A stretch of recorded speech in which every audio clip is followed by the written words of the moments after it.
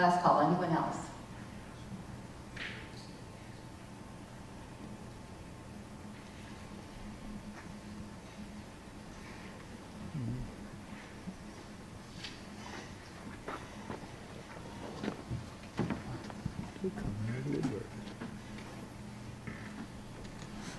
Hi, my name is Kevin Grimes. I live in Nanjemoy. I've followed this from the very beginning. I was at the first hearing through the county, through the Board of Special Appeals, and I just, you know, I saw a letter that the Economic Development for Charles County wrote saying this would bring in tens of millions of dollars. And I just think the falsehoods that have come with this project just need to stop. And someone needs to point out that this just isn't true. Over and over we're hearing things that aren't true. There'll be no impacts. The water will not affect the streams and the runoff. And I mean, it's just, you know, the county could have done more in this situation to protect itself, you know, to protect its citizens. So a lot of people are saying, you know, shame on Borges and shame on Georgetown, but really shame on the county also. I really hope they do a better job of protecting its citizens and water quality and air quality. So that's it. Thank you.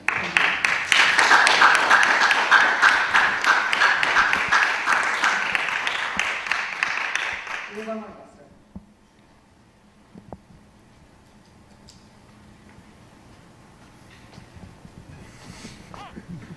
Hi, I'm George Bedell. I live up the street here in La Plata, Maryland. I'm a transplant. I've been here in the county for 16 years. I'll keep it short. I think that the real reason to live here in Charles County is the natural beauty. If we all wanted to get crammed into DC, we could try and make those choices, but what we have here is a beautiful environment, and I really think that it should be up to you all, our representatives, to try and protect the things that make our life here in the county so enjoyable. So I think rather than provide an opportunity for the university to do their greenwashing project, you ought to really think about what's best for our county residents. Thank you.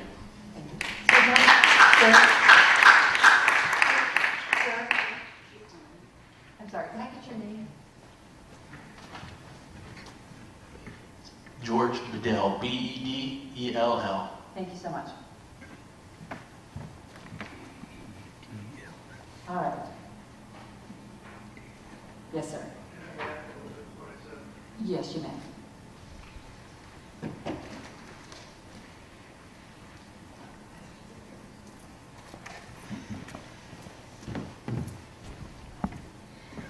Again, my name is Bill Pyle from Dunkirk. For 5 years, I've studied what has happened at Cove Point. Now, I know that's over on our side of the Tucson, and this is over here. But the myth that any revenue will come from these energy projects is truly a myth. Over there, Cove Point is pulling 235,000 gallons a day. And this is high quality drinking water. If you went to Walmart, you'd pay $1 per gallon. That's $235,000 a day. The aquifers are dropping 2 to 4 feet a year. Arsenic levels are going up. Calvert County is in a very delicate situation.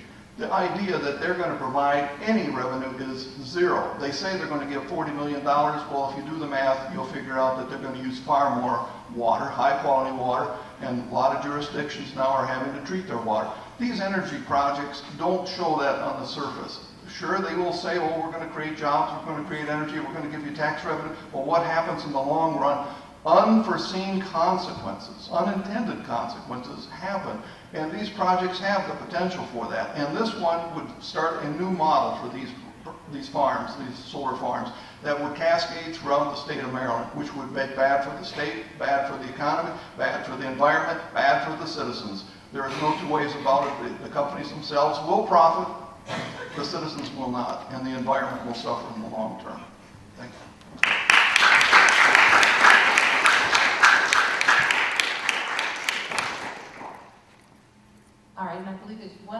person who indicated they'd like to speak, McLibbin.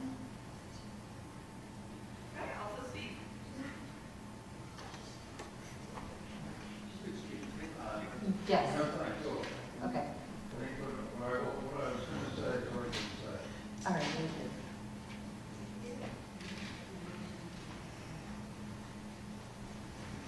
Sorry, I just walked in. Hi, my name is Victoria Ma from Georgetown University at the Master's School of Public Policy. Just want to reiterate what I said last time. I don't think this project is a good idea. It's in a tier 1 water source, and we've all heard that that's going to damage the water. I don't think that Origis is planned to offset the damages is correct. Like they're planning to put plants down for pollinators is such a weak comparison to the carbon sinks that the forest actually is, and the strength of the forest to suck the carbon out of the air and sequester it is much more than the offsets that Origis is saying that they're going to provide. Sorry, I just talked in, so I'm really out of breath.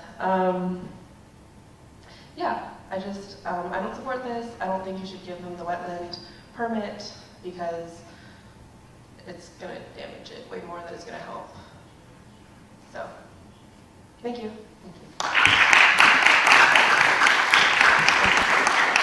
Is there anyone else who has not made a comment at the last hearing or tonight's hearing that would like to make a comment before we close? I see 2 hands back here.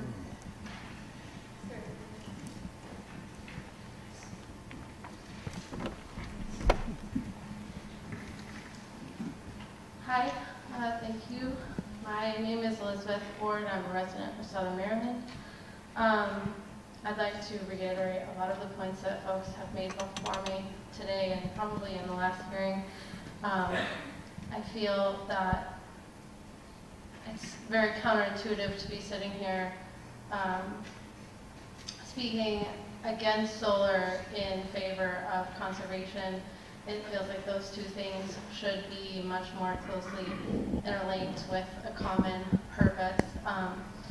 But primarily, I'd like to say that I just was reading in one of these handouts that Georgetown University has partnered with the Ivy Plus Sustainability Climate Pledge and 13 of the most prominent academic institutions in the country. These are educational systems which are supposed to house the best and brightest that our country has to offer. And there are new technologies being developed in the field of solar. I hope that the powers that be can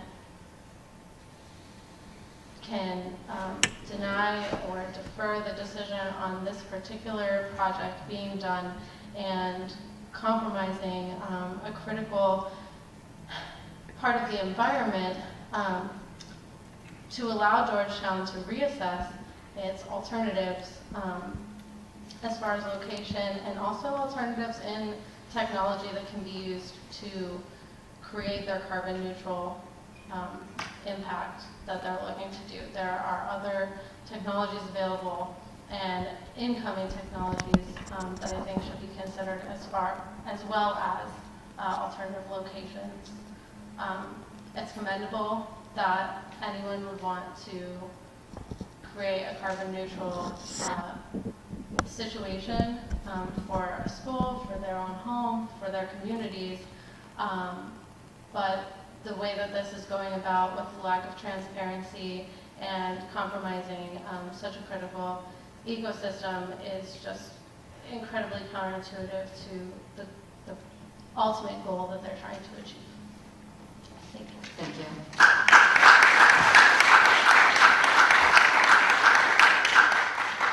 All right. Anyone else who has not offered comments at either tonight's hearing or the February hearing? I have one little point. All right. Thank you. I'm very sorry, but I didn't think of it earlier. Bonnie Bick, Oxon Hill. the additional point is that I would like to virtually put on the record the DNR Ecosystem Services study that was done for Charles County. Because I think I would like that to be something that gets attention while looking at the socioeconomic study, and have that to be one of the reference points there, because it talks of the value of the forest and the value of the water quality in Charles County. And it was the first of all of the ecological economic studies done in Maryland, and it was done for Charles County, and I'm putting it on the record, and it will come via email. Thank you very much. Thank you. Is there anyone else who has not offered comments either at tonight's hearing or the February hearing? All right. We'll take one last comment, sir. Yeah, just Could you wanted to remind add us your on name again, to please? something I said earlier. Eric Lewis, Frederick, Maryland. Just wanted to add earlier, there was a false equivalency that was made there to, logging the land for timber being the environmental equivalent to putting up a solar field, but that's absolutely false, because when you build a solar field, you need to grade out the land, which means you have to disturb all of the, millions of pounds of carbon that I mentioned previously that are stored in the top 8 inches of soil. The other aspect of that is that most of the trees in a mixed deciduous forest in Maryland are not going to die when they are logged. So, for example, tulip poplar, maples, oaks, beeches, black locust, all of these trees coppice very readily, so when you cut them down to the ground, they will resprout from their roots and return to their original vigor in a much shorter period of time. And so, the topsoil and the trees would remain alive, where that would not happen with a solar field. It would all be reduced to compacted subsoil and create a lot of impervious surface. I'd also just like to highlight that an archaeological impact study needs to be going along with this, because this is very sacred land to Piscataway peoples, and little glimpses and truths about their history could be revealed by exploring this site for archaeological artifacts. Okay. Thank you.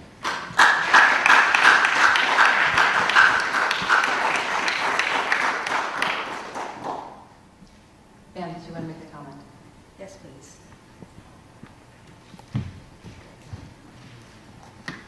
Gwen Bagley from Charles County. I would respectfully ask that MD deny this short-sighted permit. In a search for peer-reviewed research on the environmental impacts of solar farms, I found that it was a growing field, but that the rush to capitalize on a cheaper way to put up solar panels was raising alarms and speeding past our ability to study and regulate them. I wish the precautionary principle was applied more often when it comes to environmental issues, that any project that claims to be sustainable should pay particular attention to it. Let's not have our forest and our environment in Charles County be the site where future researchers can point to and say, clearly this was a very terrible idea. Many have said it very well, but we don't have to choose between solar power and climate change mitigation and ecosystems and biodiversity. We can have both of those things. I think Georgetown should use their considerable money and expertise to find an appropriate site for this project and keep development where it is appropriate. Thank you for providing this forum to speak. Thank you.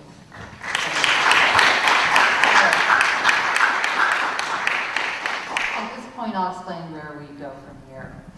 The formal hearing record will remain open for 3 weeks, or until at least midnight on Monday, June 3rd, 2019.